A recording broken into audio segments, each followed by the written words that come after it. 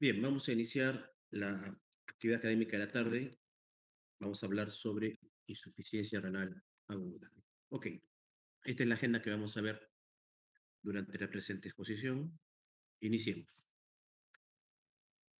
Recuerden que para que un riñón cumpla sus funciones de forma adecuada, necesitamos sí o sí tres requisitos que son indispensables. Primero, que este riñón reciba un adecuado flujo sanguíneo, tanto nutricio como el que va a ser necesario para que cumpla su función. Segundo, que el parénquima de nuestro órgano se encuentre indemne, no esté inflamado, no esté alterado, no esté cicatrizado. Y tercero, que haya una vía urinaria excretora totalmente permeable para poder llevar todos los productos que se van a producir después del proceso de la función parenquimal. Si alguno de los tres o más de uno de los tres requisitos se altera, no se cumple, pues la función renal no se va a poder llevar a cabo. ¿De acuerdo? Y si esto se produce de una forma brusca, va a ser una insuficiencia renal aguda. Bien, hablemos de algunas definiciones. Durante muchos años, cada grupo de investigación tenía prácticamente su propia definición de lo que era lesión renal aguda. Felizmente para ustedes, el síndrome de Aki actualmente tiene una definición estandarizada, ¿no? Todos entendremos que una lesión renal aguda, o Aki por sus siglas en inglés, está caracterizada porque hay una pérdida rápida, ¿no? Una disminución súbita de la función renal, y esto lleva a que el riñón no pueda cumplir sus funciones más importantes, como son, no puede eliminar productos de desecho, entonces se incrementan en sangre estos productos y va perdiendo la homeostasis de los diferentes equilibrios que mantiene el riñón, es decir, el equilibrio ácido-base, el equilibrio hídrico y el equilibrio electrolítico. Otro precepto de la lesión renal aguda es que este daño debería ser reversible en la mayor parte de casos. ¿Ok? Sin embargo, es un síndrome tan heterogéneo que hay diferentes formas de presentación, diferentes evoluciones y diferentes pronósticos. ¿De acuerdo? Entonces, para definir aquí, ¿no? Para terminar con las definiciones, operativamente, ¿qué es una lesión renal aguda? Y en el mundo actualmente se acepta la definición de Cadigo, que se basa en dos parámetros: el incremento de la creatinina en sangre o la disminución del flujo urinario. Y como todos ya deben haber leído sus textos, el incremento está dado por más de 1.5 veces el basal o más de 0.3 miligramos por decilitro en un periodo de tiempo.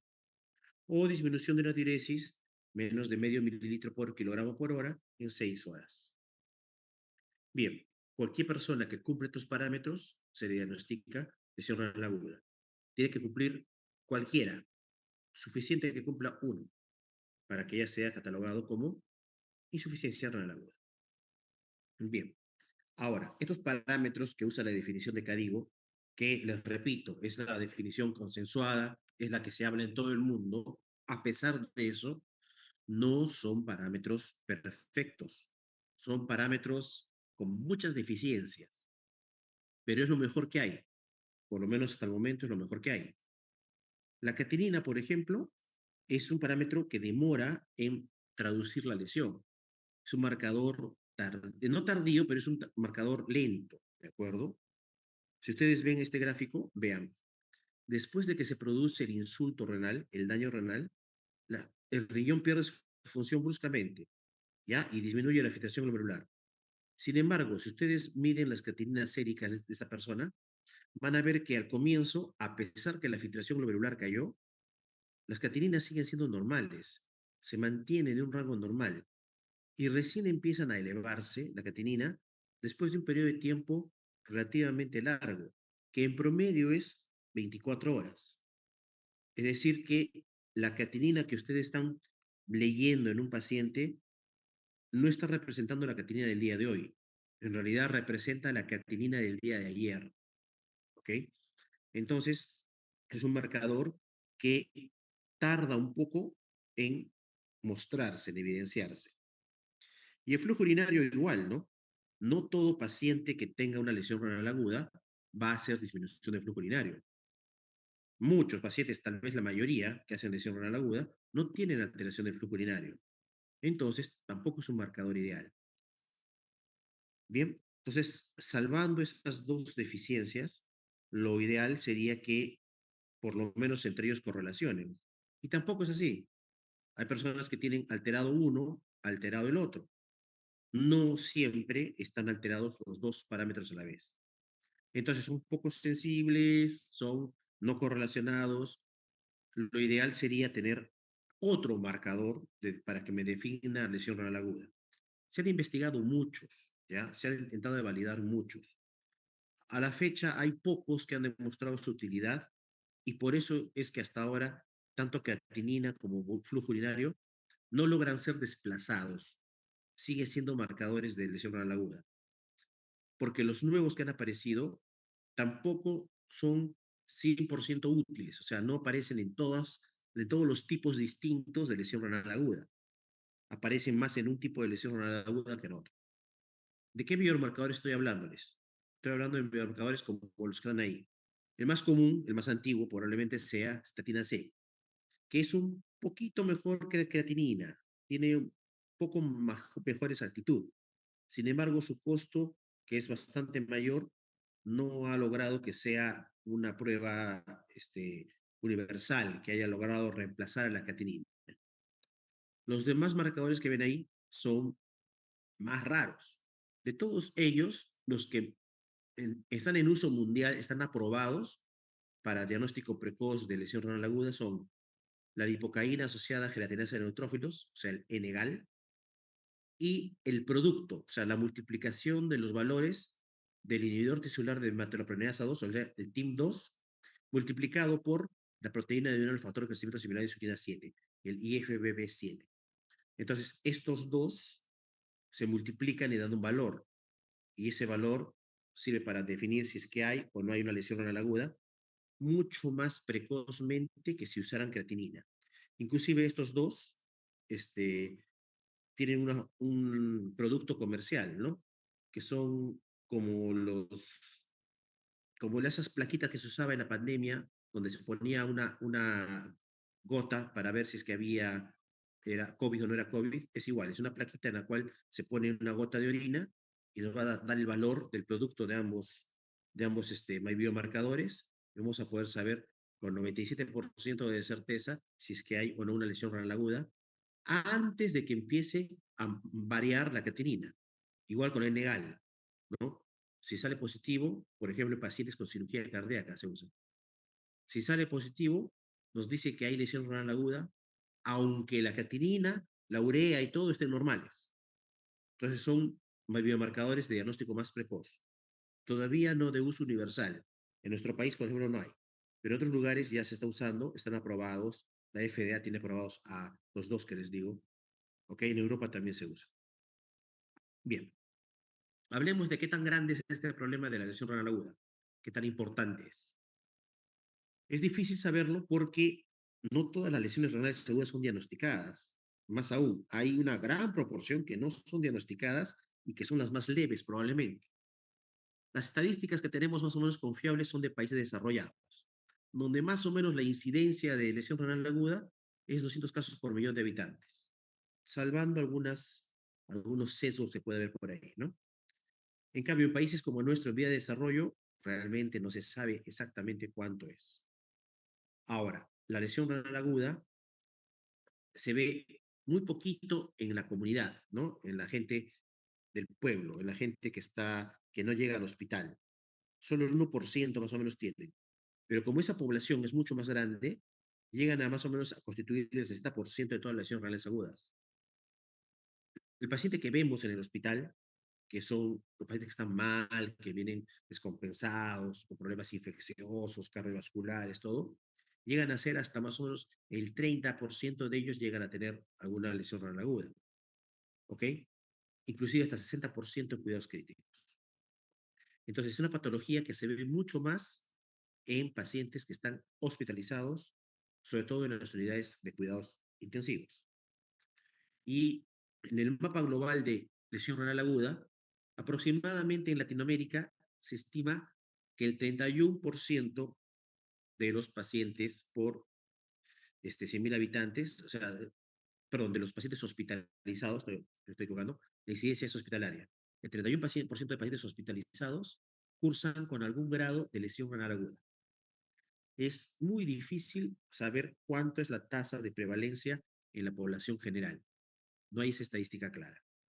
Y como pueden ver, Latinoamérica tiene una de las tasas más altas a nivel del mundo de lesión renal aguda hospitalaria. Otra forma de saber cuánta lesión renal aguda hay es solamente contabilizando los pacientes que requieren terapia renal, hemodiálisis principalmente. En Europa más o menos el 25, ¿no? 25 pacientes por millón de habitantes tienen ese tipo de patología. Pero es una forma un poco imprecisa de estimar la verdadera incidencia, porque el ingreso a diálisis depende de varias cosas, no solamente del cuadro clínico, también depende de la disponibilidad de recursos, ¿no? La disponibilidad de máquinas, de especialistas. Entonces puede ser que haya lugares donde se requiera que ingrese, pero no ingresan por otro motivo y sería de buena manera subestimando el verdadero valor de la incidencia de la lesión renal aguda. Ok, en cuanto a las causas, tiene muchas causas, pero básicamente por causas se les divide en dos grandes grupos. Los países desarrollados durante mucho tiempo han tenido una epidemiología distinta. Los países desarrollados, estamos hablando de Norteamérica, Europa, ¿no? Sus causas principales eran las infecciones severas, la sepsis, los grandes traumas, las grandes cirugías, sobre todo la cirugía cardíaca, el uso de drogas y nefrotóxicos. Eran las grandes causas. En cambio, en países como el nuestro en vías de desarrollo o en países subdesarrollados, las causas eran totalmente distintas. Básicamente eran por deshidratación. ¿Por qué? Por infecciones del tracto digestivo, infecciones endémicas, por ejemplo, malaria, ¿no? Las grandes fiebres producían que se deshidraten por pérdidas transdérmicas.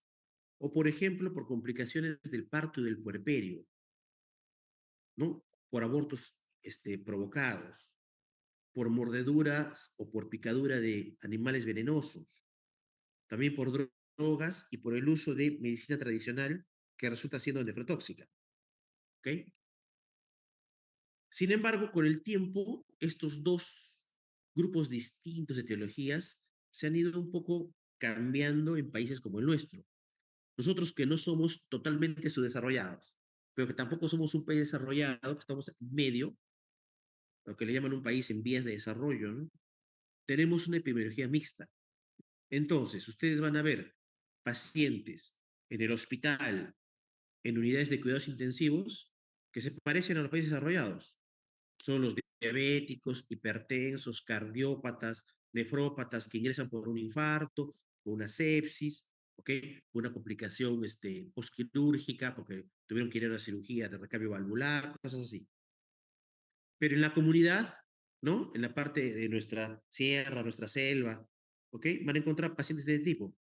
El niño que se deshidrató por una diarrea, o los trabajadores que fueron ¿no? al descampado, al campo, y vienen picados por mosquitos y hacen malaria, por ejemplo, o hacen dengue, se deshidratan, o las mujeres que tuvieron parto domiciliario, hacen rotación de placenta, tienen sangrados.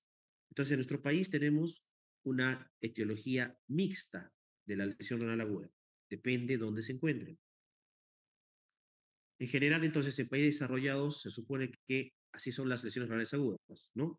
Requieren cuidados médicos mucho más especializados, mucho más específicos, como cuidados intensivos, ¿ok? Tienen compromiso de muchos órganos, tienen alta mortalidad, se ve más en personas mayores, ¿de acuerdo? Y como son enfermedades crónicas, avanzadas, no es tan fácil la prevención, porque ya hay daño de múltiples órganos. Por ende, todo esto es altamente costoso. En cambio, en países en vías de desarrollo como el nuestro, se ve tanto en hospitales rurales como en hospitales grandes, o sea, se ve en ambos lados. Suele haber una causa específica de la lesión renal aguda.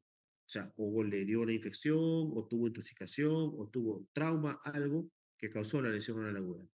La mortalidad no es tan alta como en el contexto de UCI. Son personas más jóvenes que en los países desarrollados, sí serían causas prevenibles. Todo lo que es salud pública, ¿no? Agua potable, desagüe, ¿no? Campañas de lavado de manos podrían prevenir una serie de infecciones que se presentan porque no hay esas campañas, ¿ok?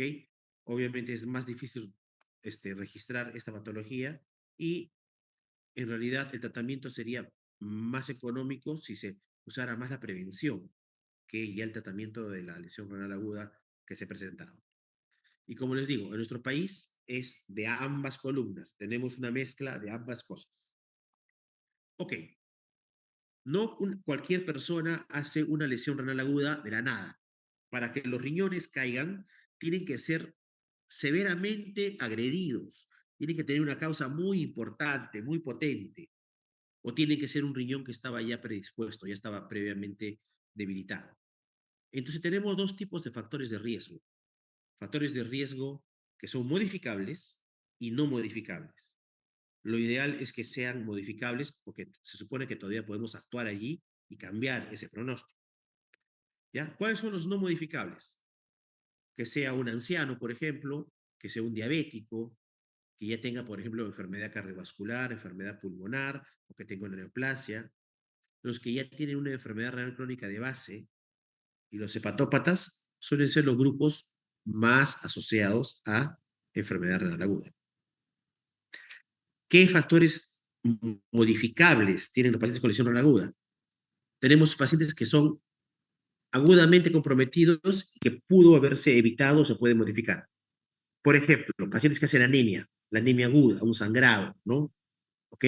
O pacientes deshidratados, la depresión de la bulimia. Por ejemplo, si un paciente va a cuidados intensivos, ya sabiendo que está yendo a cuidados intensivos, tiene factores de riesgo, y uno debería monitorizar para evitar que se presente la lesión renal aguda. Igual que el paciente que va a ir a cirugía mayor, ¿no? Una cirugía mayor no suele ser una cirugía de emergencia, suele ser una cirugía programada, un recambio de válvula, por ejemplo, una corrección de una malformación congénita, ¿no? Un stent coronario, un bypass coronario de 3 vasos, o sea, todas esas cosas son programadas. Entonces, el cirujano debería tomarse el tiempo para poder ver si su paciente está haciendo lesión renal aguda y darle el manejo antes de que empeore o evitar que desarrolle. Lo mismo con el uso de nefrotóxicos, se puede evitar el uso, la sepsis se podría controlar más apropiadamente, o el trauma podría manejarse de tal manera que no haya necrosis del músculo con radiomiólisis. Bien, estos son los factores de riesgo de la lesión renal aguda. Entonces, si ya sabemos quién está en riesgo y ya sabemos cómo definimos que alguien tiene o no tiene la lesión renal aguda, entonces veamos qué tipos de lesión renal aguda hay. Porque como es un síndrome, son varios tipos. Entonces, ¿cuáles son los grandes tipos de lesión renal aguda? Y tenemos varias clasificaciones. Probablemente la más antigua es una clasificación bastante pobre, es una clasificación bastante inexacta, pero que tiene cierta utilidad, por eso no desaparece. Y es clasificar mi lesión renal aguda como oligúrica o no oligúrica. ¿Cuál es la utilidad de esta clasificación? Cuando uno está enfrentando al paciente por primera vez y es en un contexto de, usualmente, de emergencia, yo no tengo el tiempo para estar haciendo ¿no? Toda la medición de la diuresis, ¿no? O sea, el paciente acaba de llegar, está mal, lo estoy evaluando. Y entonces, la forma más práctica de usar esta clasificación es, mi paciente no orina. Ok. Lo primero que tendría que ver yo es si mi paciente que no orina está obstruido, ¿no? Le pondré una sonda, todo. Si no está obstruido, entonces lo siguiente que tengo que ver es que no orina porque está depletado de volumen, está deshidratado. Entonces mi manejo va a ser básicamente rehidratarlo. Y la otra opción es que esté no orinando y al contrario, esté sobrecargado de volumen, esté hematoso. Y entonces mi manejo va a ser probablemente diurético. Entonces, esta clasificación antigua, nos sirve para tomar decisiones rápidas en la emergencia o rápidas cuando por primera vez vemos al paciente. No tiene mayor utilidad que eso.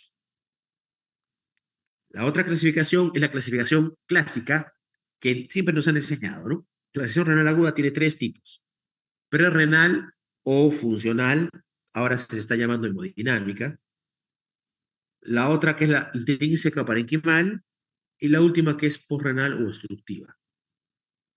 Las tres tienen cursos distintos. La prerrenal es más común, es más frecuente.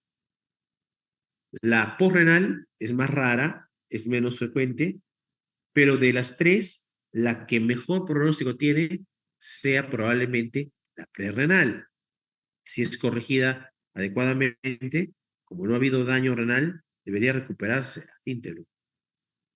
La posrenal es la siguiente en un buen pronóstico, y la que suelen tener peores pronósticos son las intrínsecas o parenquimales. ¿Ok? Entonces, vamos a ver cada una de ellas. La prerrenal, perdón, antes de eso. Y finalmente, la última clasificación es una clasificación de severidad, que la da CADIGO. Los criterios que hablamos para hacer diagnóstico de lesión renal aguda eran estos, ¿no? Incremento de creatinina o diuresis. Pero cuando estos son mayores, me dan grados más severos de lesión renal aguda. Por ejemplo, cuando el incremento de creatinina es de 2 a 2,9 veces, o el flujo urinario está disminuido, pero no 6 horas, sino 12 horas, ya es un estadio 2. Y si peor aún, la creatinina se ha incrementado 3 o más veces, ¿ok? O el flujo urinario es menos de 0,3 durante 24 horas, o anuria 12 horas, entonces ya es estadio 3.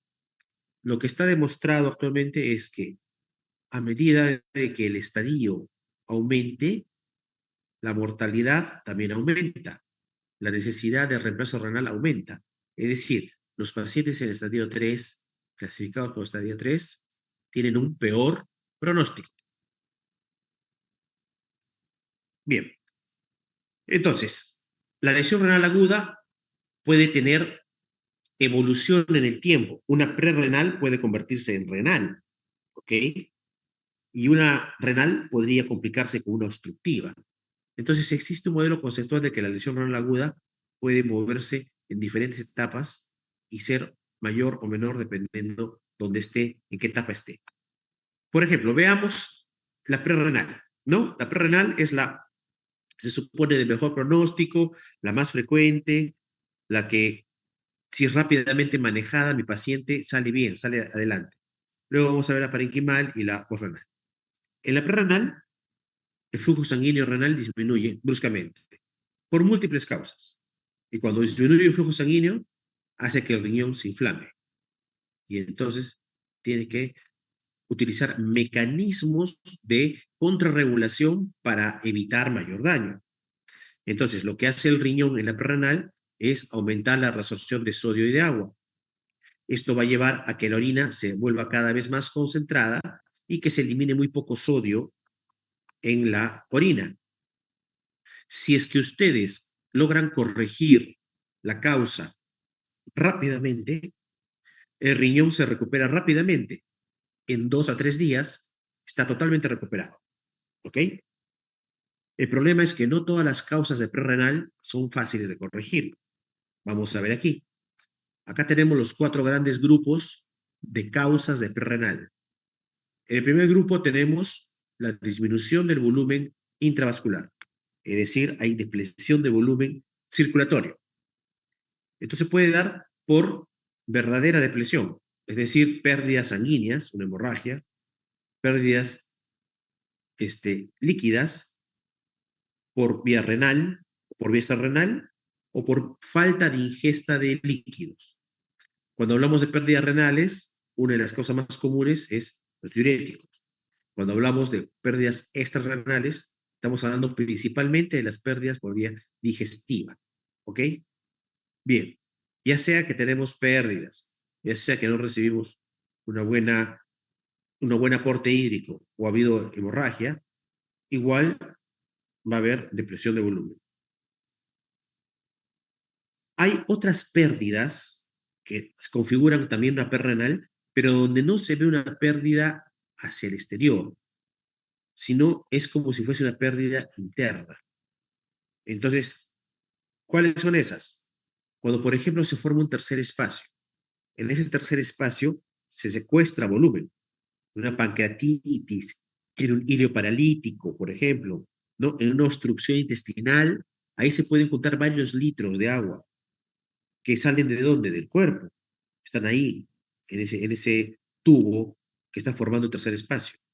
Y entonces es una perrenal, pero sin pérdida de volumen, pues sin pérdida ¿cómo se llama?, de volumen hacia el exterior. Simplemente el volumen ha pasado del intravascular a un lugar donde no debería estar. Y finalmente tienen una perrenal, pero por otro tipo. Sucede que el paciente está, pues, eh, con alguna alteración, ya sea infecciosa o medicamentosa, que hace que parte de su, ¿cómo se llama?, volumen circulatorio se vuelva insuficiente. ¿Por qué? Porque los vasos se vasodilataron. El ejemplo más común es el uso de drogas que pueden dilatar los vasos o los cuadros infecciosos que catalogan como el shock distributivo. ¿Cómo se explica este mecanismo? Sucede que normalmente las venas, los vasos tienen un tono, ¿no?, que mantiene cierta rigidez de la pared. Si por alguna razón ese tono vascular disminuye o se pierde, entonces el vaso se dilata. Y si el volumen sigue siendo el mismo, funciona como si le faltara volumen. No le falta volumen, el volumen es tal cual, es el que debería haber, pero la capacitancia, el diámetro del vaso está incrementado porque se ha dilatado. Entonces funciona como si estuviera hipoperfundido el riñón. Los ejemplos más saltantes de la prerrenal, de la depresión de volumen, son el shock hipovolémico, el síndrome hepatorrenal, el shock distributivo, como ya dijimos, y el síndrome compartimental abdominal. Esta es probablemente la causa más común, la que van a ver muchas veces, la que sí o sí tienen que manejar en la comunidad, en la posta, ¿ya? Y de ahí pasamos a un segundo grupo de prerrenal, que son aquellas en las cuales no me falta volumen, inclusive me puede sobrar volumen, pero este volumen que tengo en los vasos no le llega al riñón. ¿Por qué? Porque le falla la bomba cardíaca. Estamos hablando de insuficiencia cardíaca, enfermedad valvular o pericarditis. Son las tres patologías cardíacas que pueden producir este tipo de lesión. Entonces, acá hay volumen, pero no llega al riñón porque la bomba no manda este volumen. El tercer grupo viene a ser la alteración de la autorregulación, que está básicamente en relación a uso de drogas que me alteran la hemodinamia renal. Estamos hablando básicamente de yecas, aras o AINES. Y finalmente, tengo un grupo más extraño, más raro, que es una obstrucción súbita de la circulación renal. Estamos hablando, por ejemplo, una embolia de la arteria renal, ¿no? Estamos hablando de una estenosis aguda porque se rompió un trombo y funcionó como un tapón. Esta es una causa bastante rara. Bien, esto es en el caso de la prerrenal. La lesión renal aguda prerrenal, la prerrenal podría evolucionar, si no es manejada a tiempo, a una parenquimal o renal. ¿Y a cuál tipo de parenquimal o renal? A la necrosis tubular aguda. La necrosis tubular aguda, entonces, tiene como causas dos causas. Una importante, la hemodinámica, es decir, que haya sido inicialmente prerrenal y como no fue manejada a tiempo, se convierte en renal. Y otras causas, ya menos frecuentes, la toxicidad, los depósitos intratubulares y pigmentos orgánicos, que son causas de perrenal, perdón, son causas de parenquimal, sí, pero no son las más comunes. Y ya un grupo más raro de parenquimales son las glomerulopatías, la nefritis tubulointersticial aguda, las vasculares, las neoplásicas y la necrosis cortical aguda. Bien, entonces, en general, las lesiones renales agudas cumplen este parámetro de eventos. Empieza a haber una lesión de la célula epitelial. La lesión puede ser no tan profunda, subletal, ¿ok? Entonces hay una respuesta de la célula. Y si la lesión se corta aquí, esta célula que no se ha muerto puede regenerarse, puede volver a cumplir funciones. En cambio, cuando la lesión es renal, es letal, entra a la célula igual a las esquinas, ya, igual entra a la célula y entra en necrosis, se muere la célula. Cuando se produce este daño ya letal, la recuperación de la lesión renal aguda va a demorar mucho más tiempo. Vamos a tener que esperar que vuelva a formar células epiteliales. Y eso demora no menos de 7 a 10 días. Entonces, cuando ustedes corrigen una lesión renal aguda parenquimal, por más que corrijan la causa, ya saben que les va a durar alterado ese paciente 7 a 10 días. En cambio, en la perrenal, corrigen la causa y en 48 horas usualmente ya están otra vez haciendo, está otra vez recuperado el riñón. Esto pasa en una necrosis tubular aguda, ya sea porque hay disminución del oxígeno a nivel tisular, se disminuye la formación de energía, se depleta el adenosín trifosfato, hay cambios metabólicos, la célula termina primero inflamándose, necrotizándose y finalmente se esfacela. Entonces, aquí se forma, inclusive tapones. Acá puede haber inclusive tanto detritus celular que podría tapar, así como ven aquí, ¿no? La luz del túbulo. Esta es una fase de la necrosis tubular aguda, ¿ok? Y luego va a venir una fase de recuperación en la cual otra vez, donde se desfacelaron células, donde faltaban células, otra vez empiezan a sintetizarse nuevas células, a reparar el daño que hubo en el tubo. Dependiendo de qué tan severo sea el daño, la reparación puede ser completa, puede ser parcial.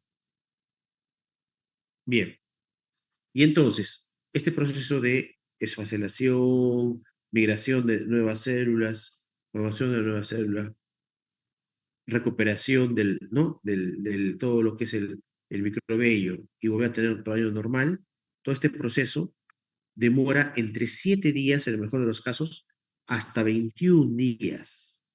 ¿Ok? No debería durar más de 4 semanas. Se supone que si dura más de 4 semanas, debemos buscar que esté enfrentando otro cuadro. Entonces, este cuadro parenquimal se demora porque hay que volver a formar células que reemplacen las que están dañadas. Ok, entonces, esta es la curva, caray. Esta es la curva normal, bueno, normal no, sino típica de una lesión renal aguda parenquimal. El paciente viene con un daño prerrenal, ¿no? Cae bruscamente ya, va cayendo la función, y después de que cae la función, no hay células maduras, el daño renal se mantiene durante un tiempo. Y luego, alrededor del séptimo día, que las células que se van reemplazando van adquiriendo madurez, entonces empieza a recuperar el daño renal. Entonces, el daño renal agudo típico de necrosis tubular aguda se ve estas fases: fase de iniciación, extensión, meseta y recuperación. Actualmente es difícil diferenciar estos estadios porque tenemos pacientes que vienen con daños múltiples, mixtos, y es difícil ver esta curva así tal cual la describe el libro. ¿Ok? La postrenal es muy fácil, muy sencilla de entender. Cualquier cosa que obstruya la vía urinaria va a producir eventualmente una disminución de la función renal. ¿Por qué? También es sencillo de saber. ¿Por qué? Porque si se obstruye la vía urinaria, la presión que se produce dentro de la vía urinaria no permite que el riñón siga filtrando, y entonces va a parar la filtración glomerular. Y entonces esta presión, que es mayor que la presión de filtración, termina haciendo que el riñón sufra y se dañe. Ahora, esta presión, esta obstrucción de la vía urinaria puede ser por algo dentro de la vía urinaria que evite que salga la orina, por ejemplo, en este caso, un cálculo uretral distal, o puede ser algo que entre dentro del riñón, o sea, que aplaste la vía urinaria, que sea extrínseca. Por ejemplo, un tumor abdominal, por ejemplo, un cáncer de cuello uterino, algo que por afuera aplaste o comprometa la vía urinaria y termine disminuyendo el lumen. Ahí tienen diferentes causas de uropatía obstructiva. Hay congénitas, hay adquiridas, hay intertubulares, neoplásicas, infecciosas, y la fibrosis retroperitoneal, que es una causa muy, muy rara. ¿Cómo diagnostico mi lesión renal aguda? Ya dijimos que los parámetros diagnósticos son dos: aumento de creatinina y disminución del flujo urinario. Entonces yo debo utilizar esos parámetros para hacer el diagnóstico. Pero el diagnóstico se debe sospechar, o sea, el paciente no va a venir con un cuadro clínico característico de lesión renal aguda. O sea, es bien difícil que alguien pueda diagnosticar, esta persona tiene lesión renal aguda, uno, sin saber cómo es su examen físico; dos, cuál es la patología de fondo que tiene; tres, cuáles son los síntomas actuales. Entonces, el diagnóstico se sospecha. En las personas que tienen factores de riesgo, hay que sospecharlo tempranamente, porque cuando nos vamos a dar cuenta ya por elevación de azoados, va a ser un poco tarde. Siempre es mejor darse cuenta temprano. Bien, para el diagnóstico de aquí, ven entonces cómo hay una gran confluencia de diferentes causas que muchas veces están compartidas en los pacientes. Entonces, la causa de aquí puede ser bastante difícil de encontrar. Lo que nos sirve para el diagnóstico es lo siguiente. Yo diagnostico que alguien tiene lesión renal aguda porque encuentro cuatro grandes alteraciones. Primero, no se manejan bien los productos nitrogenados. Y ojo, he visto no se manejan bien, ¿ok? No necesariamente tienen que estar totalmente elevados. A veces elevaciones pequeñas me traducen ya una alteración importante. Ok, entonces no elimino nitrogenado, se eleva la creatinina, la urea y el ácido úrico.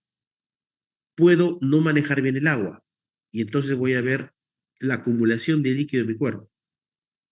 Cuando es muy poquito, 400, Piernona, perdón, 400, cuando es otra forma de poder, ¿cómo se llama?, calcular el manejo de agua, no es en este valor absoluto, sino por kilo de peso.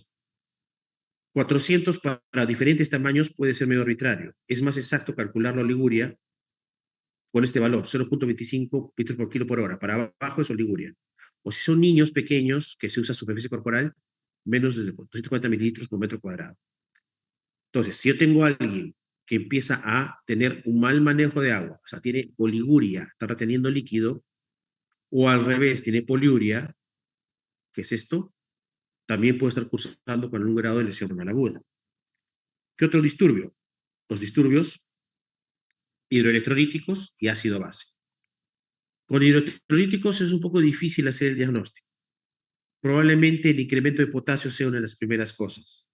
¿De acuerdo? Los demás son bien difícil que sean marcador temprano de lesión renal aguda.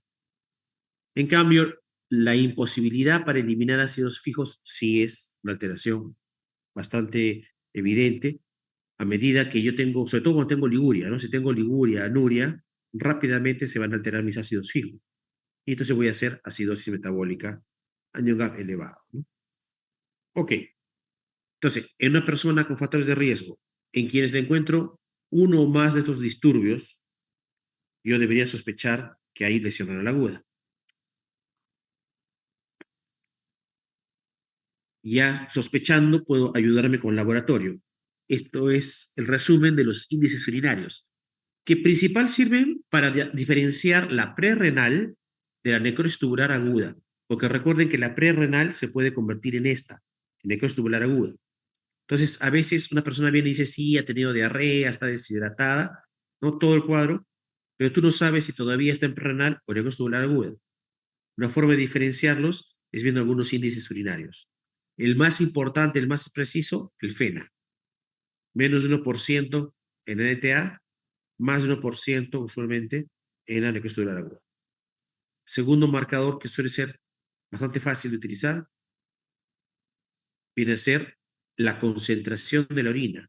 Una orina concentrada con unos osmolalidad más de 500, una densidad urinaria más de 1016, me hablan de lesión renal aguda prerrenal. En cambio, una orina que no está concentrada, que tiene una concentración menor de 350, que tiene poquito de densidad urinaria, de sobriedad urinaria, significa que está produciéndose una orina diluida. Significa que probablemente no hay túbulo que concentre o diluya la orina, hay daño tubular y eso es una lesión parenquimal. Hay otros índices, como pueden ver, en el sedimento urinario, usualmente el sedimento urinario prerrenal es normal, en la necrosis tubular aguda debería haber algo de cilindruria, ¿ok? Y van a haber otros índices que no son tan exactos. Sin embargo, Estos nos ayudan a confirmar el diagnóstico o a dirigir el tratamiento. ¿Ya? Entonces, para diferenciar esos dos. Otra forma de hacer diagnóstico, principalmente en la lesión renal aguda postrenal, son las imágenes. En la lesión renal aguda prerrenal y renal, sí son útiles las imágenes, pero no son de uso cotidiano. Pero la ecografía es muy sensible para la lesión renal aguda postrenal. ¿Por qué? Porque se va a ver la uropatía obstructiva, se va a ver la retención de líquidos y se va a poder definir que esa persona tiene o no tiene una obstrucción del flujo urinario. Además, las imágenes me pueden servir para diferenciar la lesión renal aguda de la enfermedad renal crónica. ¿Ok? Ahora, una forma final de diagnosticar lesión renal aguda, que es la que no quiero que se den cuenta de esa manera porque es tarde, es cuando nos damos cuenta que la lesión renal aguda está comprometiendo otro órgano. Es decir, ustedes tienen un paciente que ingresa por una neumonía, por ejemplo, está ahí en la persona y al día siguiente, a los 2 días, está más encefalopático. Está más encefalopático a pesar de que ustedes están manejando la neumonía, están dando un buen antibiótico, está respondiendo a la infección. ¿Y qué sucede? La alteración cerebral era porque estaba haciendo falla renal aguda y no se habían dado cuenta. Y así, hay diferentes alteraciones en órganos distantes del riñón que pueden producirse durante un proceso de lesión renal aguda. Inclusive pueden dar el diagnóstico, pero no es lo correcto, porque siempre estas complicaciones son tardías en la lesión renal aguda. Finalmente, a veces es difícil diferenciar entre RC y lesión renal aguda. Cuando es muy difícil, cuando no se puede, entonces uno debe ser hidalgo y decir, bueno, no estoy seguro, para mí es tal cosa, pero yo dejo abierto la posibilidad de que sea otra. ¿Cuándo pensamos que es RC y no aquí? Cuando tenemos algunos marcadores que son característicos de la RC avanzada, principalmente alteraciones estructurales, ¿no? Ustedes encuentran un riñón pequeñito, chiquito, fibrosado, eso es una RC, pues no hay duda. Ahora, ¿qué podría no ser una RC? Por ejemplo, que yo tenga un valor previo normal y yo confirme que es elevado. Ahí está clarito que es un AQI, no es un RC. ¿Cómo escucharía yo que es RC? Que yo tenga al revés, un valor previo ya elevado y ahora pues sigue elevado un poco más tal vez, o sea, es una RC con un AQI, ¿no? Entonces, no se preocupen si muchas veces al comienzo no pueden diferenciar bien si es RC o es AQI. Lo importante es que sospechen ambas. Y en el tiempo, en la evolución, uno termina de darse cuenta si era RC o era AQI. ¿Ok? Bien. ¿Qué más nos ayuda a diferenciar el examen físico, no? Si yo encuentro a alguien con anemia, anemia normocítica, normocrómica, si encuentro las imágenes alteradas, todo me va a pensar que es una RC. Si por el contrario es una persona sana, que no tiene ninguna enfermedad, que estaba bien, y le encuentran así, muy probablemente ya sea una persona con una lesión renal avanzada. Muy rara vez, pero a veces lo usamos, hacemos una biopsia renal para definir cuál es la causa y descartar que no hay una RC de por medio. Esto es inusual, no lo hacemos frecuentemente. Ahí me pueden ver haciendo una biopsia renal, pero una biopsia renal por aquí no es algo muy común porque usualmente se resuelven antes del tiempo y no llegan a tener esa evolución tan larvada que nos haga plantear una biopsia. Usualmente planteamos biopsia cuando hay un paciente que tiene una lesión renal aguda y han pasado 4 semanas y no resuelve, no mejora. Ya se le dio tratamiento para infección y no mejora. Se le manejó el problema cardíaco y no mejora. Ese paciente, esa persona tendría que mejorar. Si una lesión renal aguda no se recupera en cuatro semanas, requiere una investigación nuevamente desde cero. Si no le encuentran nada, entonces debería entrar a la sala de operaciones, perdón, para hacer una biopsia renal que nos va a decir finalmente el diagnóstico. Acá tenemos una biopsia renal, por ejemplo, de un paciente así que había pasado más de 4 semanas, no recuperaba, y cuando vemos que es realmente una lesión renal aguda. ¿Por qué? Se puede ver que es una lesión renal aguda de tipo tubo intersticial, con un gran infiltrado inflamatorio a nivel del intersticio, ¿no es cierto? Y no sé si lleguen a ver, pero también hay un daño mm, tubular importante. Acá se ve una disminución del epitelio, una esfacelación del epitelio, ¿ok? Hay, mire, acá hay inflamación capilar. Entonces, esta es una biopsia que nos confirma que el daño renal es agudo, no es crónico y que deberíamos mantener el tratamiento o optimizar el manejo del paciente. Tratamiento. El tratamiento va a depender, obviamente, del paciente.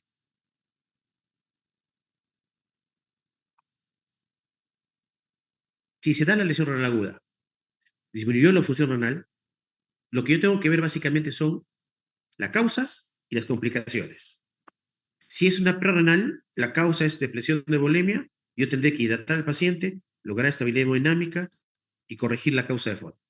Si por el contrario es parenquimal, pues tendré que darle tratamiento de soporte, evitar que desarrolle más lesión, evitar que se deshidrate, manejar complicaciones y ver si hay la posibilidad lejana o cercana de que requiera terapia renal. Si es renal es más fácil. La renal, mi objetivo principal va a ser permeabilizar la vía urinaria, lograr que se empiece a eliminar la orina y probablemente eso va a corregir todas mis alteraciones. Entonces, en el manejo general del AQI, vamos a ver que dependiendo del grado y el nivel, hay mayores o menores este, medidas que utilizar. Por ejemplo, en el paciente de alto riesgo, se debe, por ejemplo, desde el comienzo, descontinuar más drogas nefrotóxicas, depresión del volumen, evitar hiperglicemia, ¿no? Nada más. A medida que va avanzando la lesión renal aguda, yo voy haciendo estudios más invasivos y voy utilizando terapias más avanzadas. Y cuando yo llego a un grado avanzado de lesión renal aguda, probablemente yo ya requiera de repaso renal, soporte de cuidados intensivos, mayor comorbilidad, mayor gasto, mayor tasa de mortalidad. Ok, en general, veo si mi paciente está estable médicamente, pues tengo muchos múltiples parámetros, que mi presión arterial media sea mayor a 65, mi PVC mayor a 12, o 10 a 12, una presión de cuña en el ventrículo izquierdo por catéter Swan-Ganz de 15, una vena que no esté depletada, que no colapse en toda la respiración, un hematocrito de más del 60%, que tenga un buen gasto cardíaco. Básicamente lo que yo quiero es eso, que tenga un buen gasto cardíaco.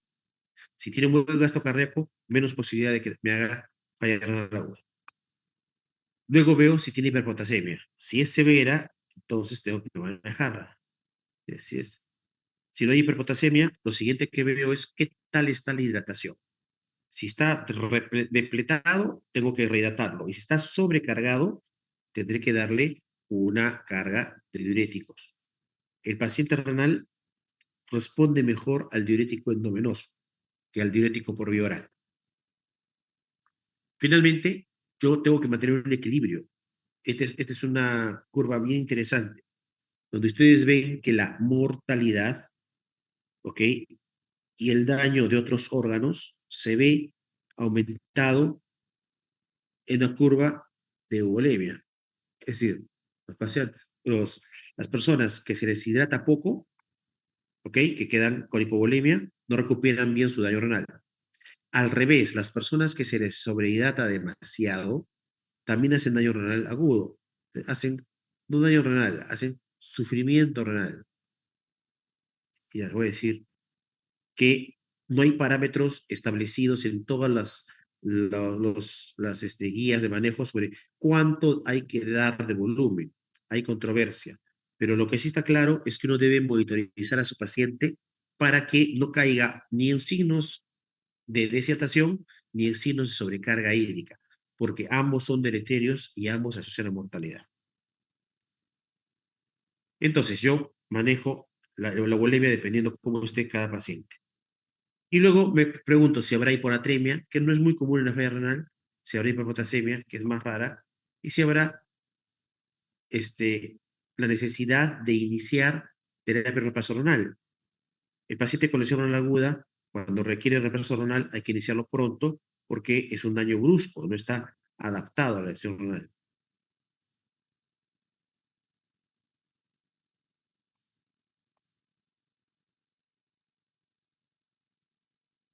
Estas son las indicaciones para terapia de reemplazo renal.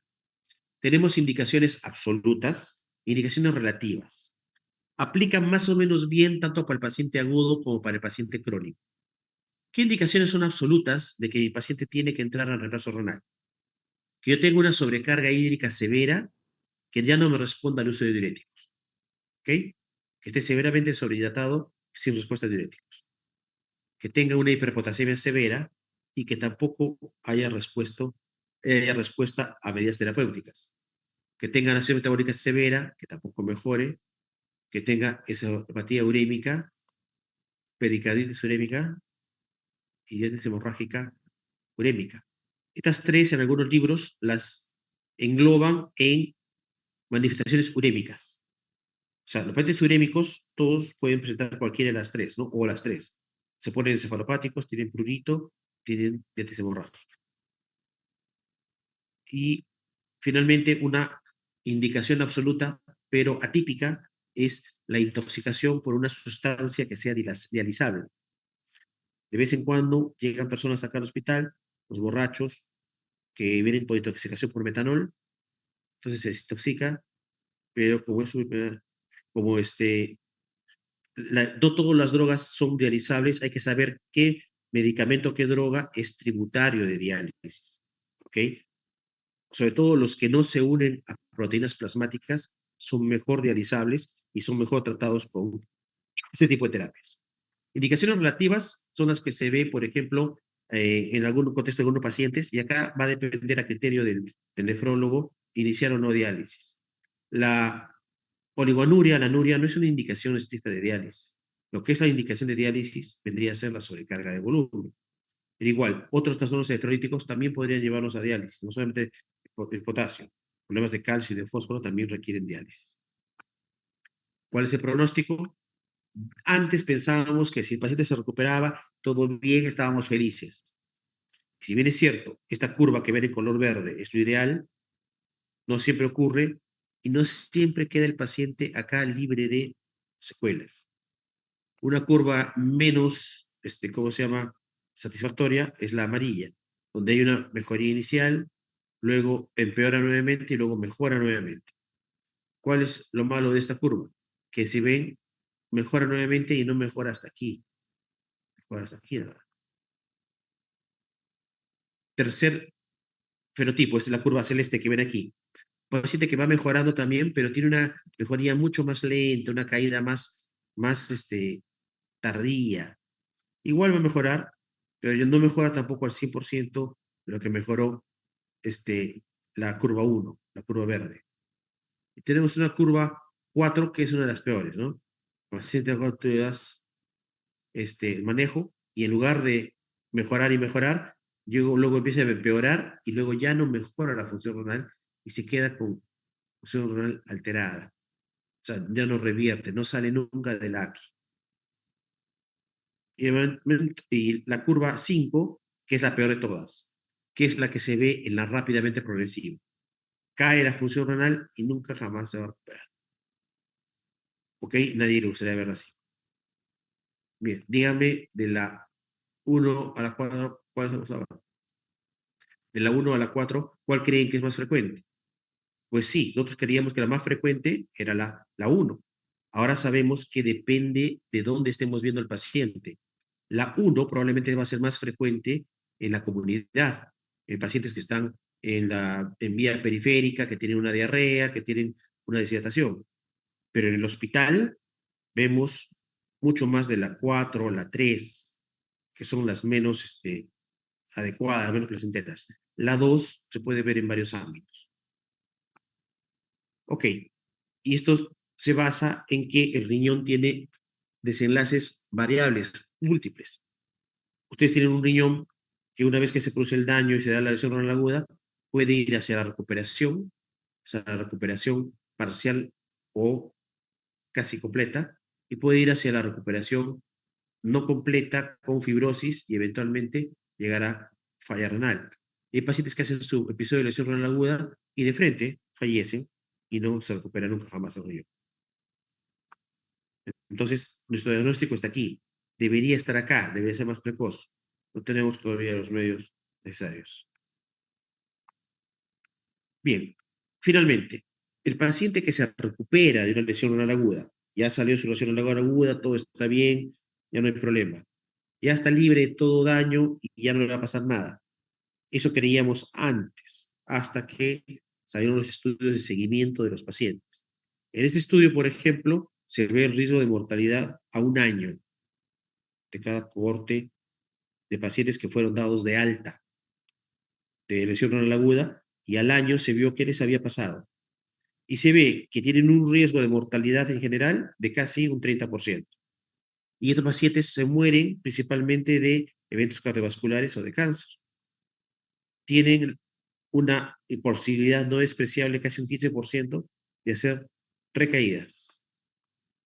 Finalmente, estos pacientes van a tener hospitalización de nuevo con mayor frecuencia, se van a morir probablemente con mayor frecuencia y van a evolucionar a enfermedad renal crónica avanzada más frecuentemente que los pacientes que nunca tuvieron lesión renal aguda.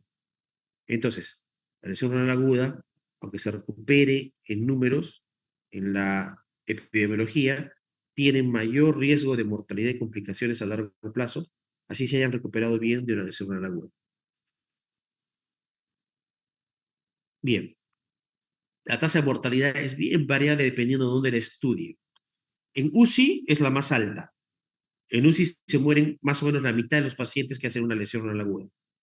¿Ok? Cuando es por toxinas, un 30%, cuando son obstétricas, un 15%, y en sepsis se da también una de las tasas más altas de mortalidad por paciente. El paciente que tiene sepsis, tiene shock séptico y hace lesión renal aguda, es altamente probable de que no se quede mucho tiempo con ustedes. Bien, ¿qué hace que se mueran más los pacientes? El hecho de tener enfermedad cardiovascular, respiratoria o falla multiorgánica, obviamente, los adultos mayores, los estadios más severos de aquí, y los que tengan sexo masculino y los que tengan una sepsis. Son los factores de riesgo de mayor mortalidad en diálisis. Bien, la mortalidad en el tiempo ha ido mejorando. Miren, de la década de los 80 a la década de los 2000 ha mejorado importantemente. El problema es que después de los 2000 prácticamente se ha estacionado. No ha habido mayor caída de la mortalidad porque también así como millennials, así como se ha mejorado la tecnología, así como tenemos mejores equipos y tenemos mejores formas de hacer diagnóstico y tratamiento, también los pacientes que llegan a cuidados intensivos están más comprometidos, tienen más comorbilidad, tienen más patologías, son cardiópatas, son nefrópatas, son diabéticos, son dislipidémicos, son hipertensos, están sépticos. Entonces, como la severidad del paciente que llega a los hospitales es más mayor, es más marcada, entonces también la sobrevida se ha mantenido a un nivel, no ha seguido mejorando la sobrevida y la mortalidad en general está alrededor de un 30% en un país como el nuestro.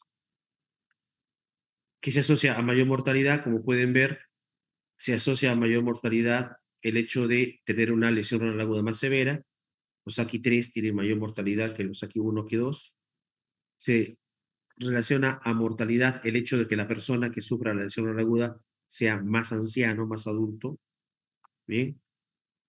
Y se asocia a mortalidad el valor, ¿no? El de la magnitud del incremento de los productos azoados. Finalmente, aquí pueden verlo más fácil, ¿no? Los que hacen el estadio 3 de lesión renal aguda se mueren más que los que hacen el estadio 1. Aquí lo mismo.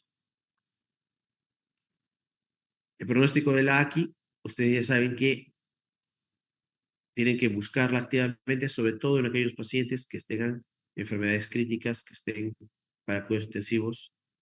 Ahí es donde hay que más buscar porque son donde más se mueren y donde más se puede predecir o tratar precozmente el AQI. Finalmente, la AQI a más severa, a mayor grado, mayor costo y mayor demanda a los servicios de salud. Vean cómo significativamente se gasta mucho más en un AQI estadio 3, ¿no? Que en los estadios más tempranos. Ok, si tuviesen dudas, preguntas sobre lo que es lesión renal aguda, pueden hacerlas en este momento.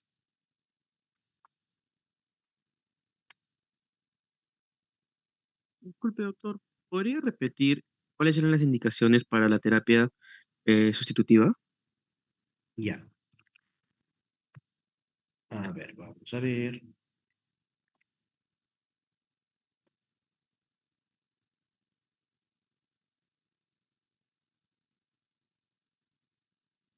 Nadie entra a diálisis sin haber probado primeramente manejo médico. Eso es en general un principio.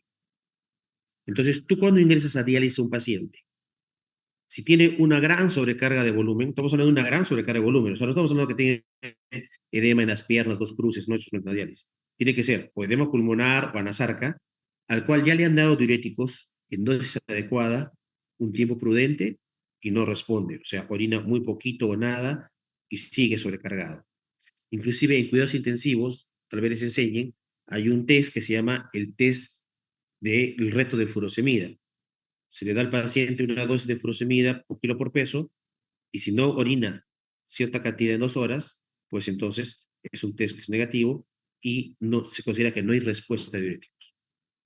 Igual, hiperpotasemia. Viene paciente con hipercalemia. Obviamente hiperpotasemia severa, ¿no es cierto? Una leve no requiere diálisis. Una severa.